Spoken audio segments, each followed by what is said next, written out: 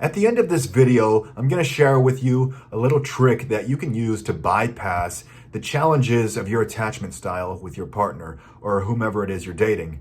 Hey everybody, I'm John O'Brien, and if you're new here, welcome to the channel. Here we cover all things mental health, personal growth, and building healthy relationships. So if any of that interests you, please consider subscribing to join the conversation, and let's get started. So first, we need to cover about how you're sabotaging your relationships or potential relationships, particularly if you have an anxious attachment style. Now, I have an anxious attachment style. I'm pretty open about it. I've found that the more I've opened up about it, the more comfortable I am at managing it.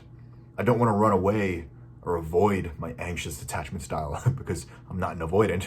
But no, I don't want to run away from it. I decided that I want to confront it head on. And I want to have that self-awareness of when my anxious attachment or when my fear of abandonment is being triggered. So it's not something that I dread or take it seriously. I try not to take it too seriously, especially when I'm sensing that it's being triggered. My anxious attachment, my fear of abandonment.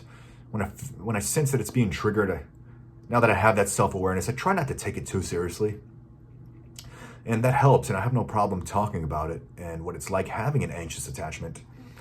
And I'm learning to manage it better through self-therapy, through self-soothing. You know, the more that I confront my anxious attachment style, the better I become at managing it. And the closer I get to having a secure attachment style. And that's what we all want.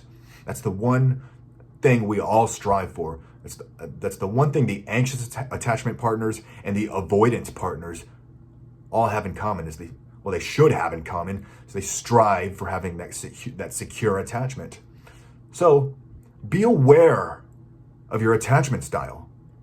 Now, if you already have a secure attachment style, you're good to go.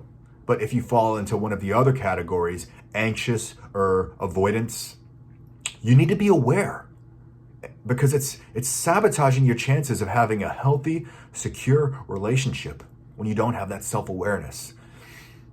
And I stress the importance of knowing your attachment style in my other videos, but having that self-awareness makes all the difference in how well you're going to manage it. Because there's only one secure attachment style. That's the secure attachment style. The other three, anxious attachment, dismissive avoidant, and fearful avoidant, all three of those are insecure attachment styles. So you need to be aware of them because they're sabotaging your chances of a healthy relationship. So that's the trick. Learn more about your attachment style and other attachment styles so you can know what you're getting yourself into when entering a relationship. So I don't only study my own attachment style, anxious attachment, but I've studied avoidant attachment styles and understanding what their love language is, what their needs are, what their emotional needs are, okay, how they regulate emotions. And it gives me that greater sense of empathy. So that's my trick. That's my trick, having that self-awareness of your anxious attachment style. But that is not the trick that I promised at the end of this video.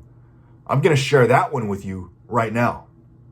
So here is my one trick that will help you bypass any challenges that you might experience regarding your attachment style with your partner, especially if it's an insecure attachment style. Be open about it from the get-go.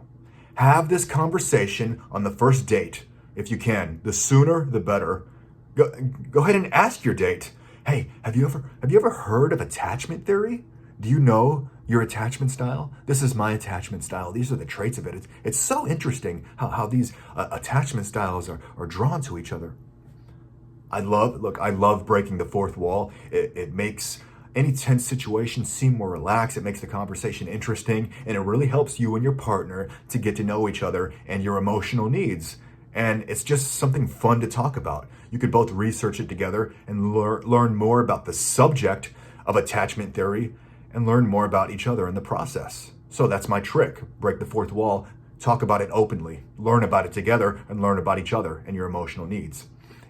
It takes confidence, but you already have that.